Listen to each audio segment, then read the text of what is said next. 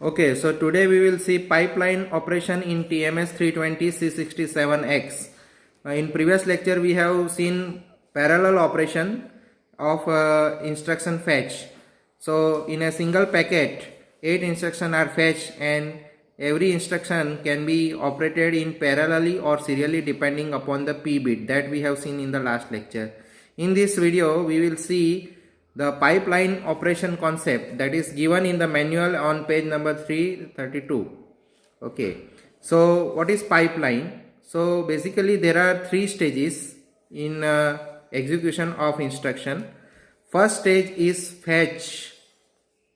This is fetch stage. Second stage is decode stage, and third stage is execute stage. Now each stage is divided into a fixed number of clock cycles. So here you can see the fetch stage is divided into 4 machine clocks. Okay, in each machine clock a specific operation is being performed.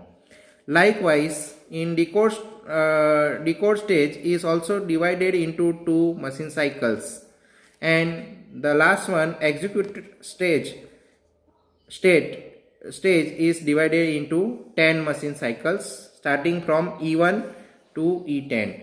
E1 being the first cycle or clock for execution stage. Okay, so let us come to this fetch. In fetch, in first clock program generation is performed. Then in second clock the address is sent to the program memory, and then in the third it is being waited. So this is wait, and fourth is receive program. Okay, so the fetch is completed in 4 cycles, 4 machine cycles.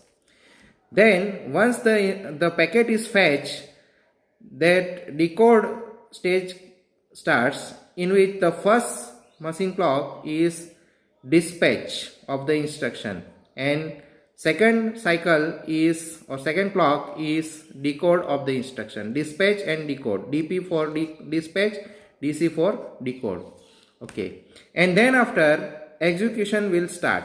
Okay, and we know there could be as many as 10 execution states or delay slots that we have studied in the previous video.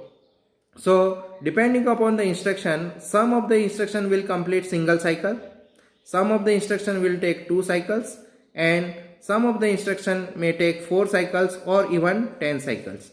So depending upon the situation, these slots will be utilized for execution. So that depends on which instructions are being executed.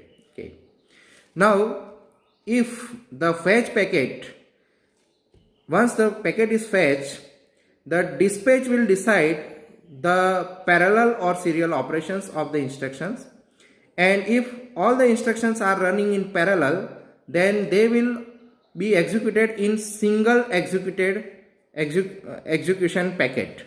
Single execution packet means all 8 instructions will run in parallel. But suppose they are not, and some of the instructions run in serial, so then they will be divided into different execution packet, and then they will be dispatched in the next time slots or clock slots available. Okay, so this pipeline concept will run in lockstep fashion, and this is how it will be performed. So here we consider one example wherein, in first example we will consider wherein the fetch packet is running in parallel. All 8 instructions runs in parallel. That means for the given fetch packet there is a single execution packet.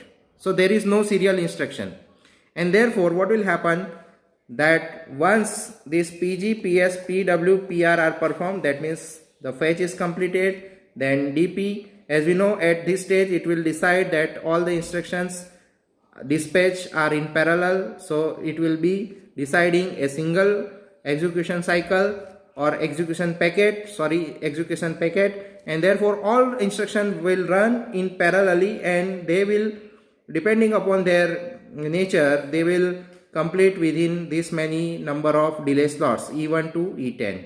Okay. Dispatch and decode. Okay, there are two phases of this decode stage. Okay. Now, while the first packet's address is generated, this is free. But then once it is generated and it moves into this send phase, that means the next phase of the next packet can be started. That means the address can be generated for the next phase, next packet, n+1 packet, that can be generated over here in this phase. So it will go in phase wise like this. So every next phase will utilize that slot, that is called pipeline. Okay, so whereas this first nth packet is in PS stage or PS phase, the n+1 packet is in PG phase, and n+2 is over here, it is not started, but then it will start in the next phase. So same way, the next packet can be started in next phase, provided there is a single execute phase or execution packet for every fetch packet. Okay, so there is a difference between fetch packet and execution packet. Here they are the same because all the instruction runs in parallel. But suppose they are not running in parallel, then scenario will be different. Okay. So here every phase is utilized, and when the resources become free, they are utilized immediately without waiting for any other kind of mechanism. So they just run in lockstep mode, and pipeline is created. So this is everything is running in pipeline. Okay. So here you can see over here this E1 stage starts at the 7th cycle or 7th clock. Okay, this is clock cycle.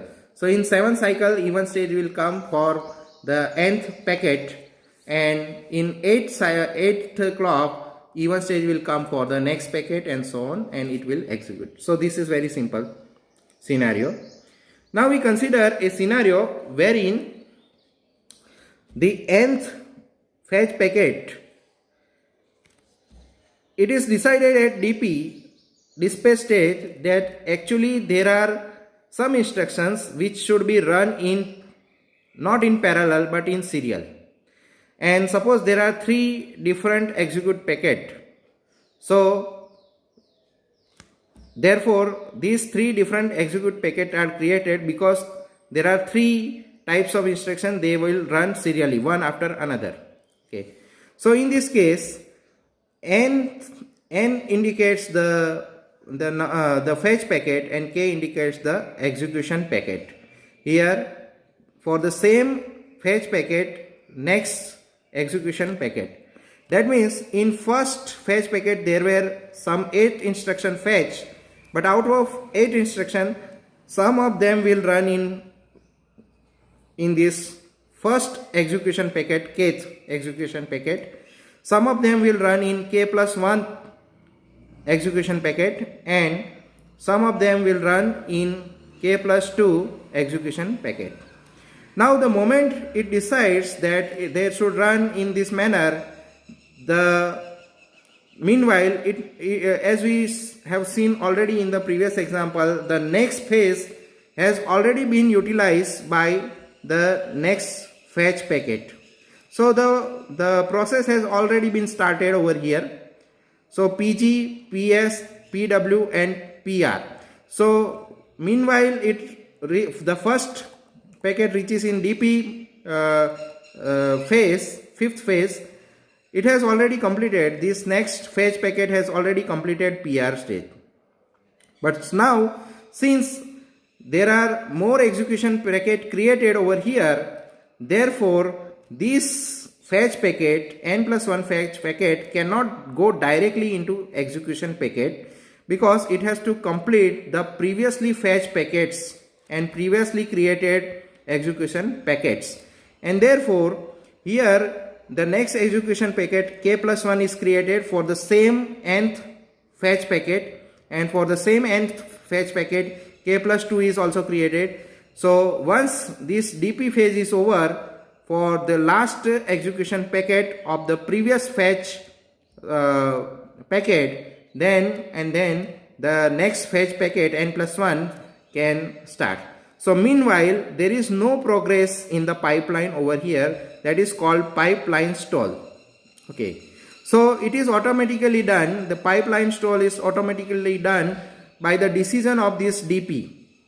Okay, so that will wait for some time, and it will wait until this DP is clear. Okay, then again this DP will run in phase. So next phase DP, next phase, and so on. So DP will run in this.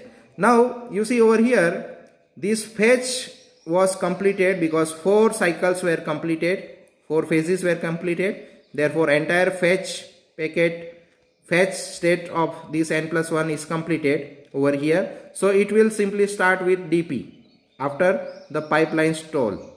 But for the next fetch packet, it has completed only 3 phases of fetch, and 1 phase of the fetch is still remaining, but that will resume after pipeline stall is over.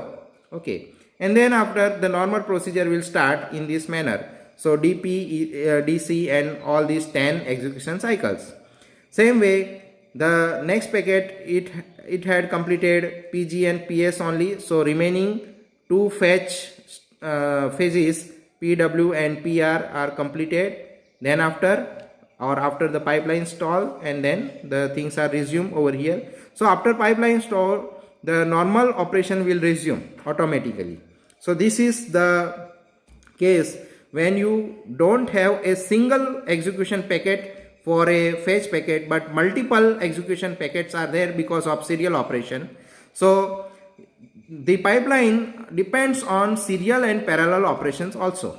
Okay, there are other considerations also, like memory wait, and memory wait stall can happen over here somewhere during the execution cycle, and these are also some examples. But we should understand that there is a provision of pipeline stall. So the provision for halting this process for a while and then resuming the same process in the pipeline, that can be done. So this is the pipeline concept in this DSP processor.